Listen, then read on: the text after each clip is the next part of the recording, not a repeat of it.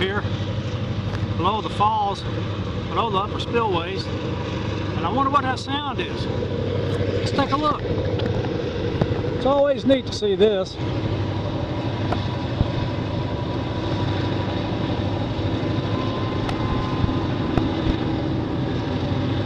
It used to be once upon a time, these guys and these engineers pulled train out here on the bridge. On the way, they'd blow the horn.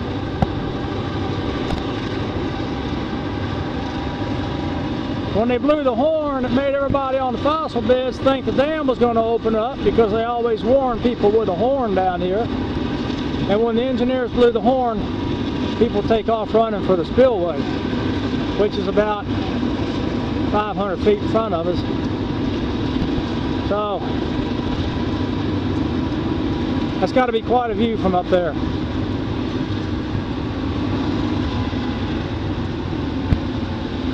That train track, or the bridge deck, is about, I think it's 106 feet above the limestone bed below. So anyway,